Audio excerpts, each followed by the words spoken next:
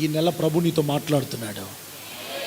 నీలో ఏదో కొదువు ఉంది, అందుకని నీవు పొందలేకపోతున్నావు దేవుని మహిమ, దేవుని తేజస్సును పొందలేకపోతున్నావు.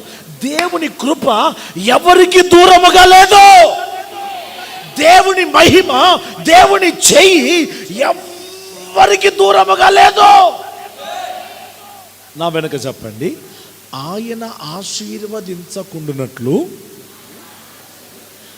ఆయన చెయ్యి కొరచగా లేదు.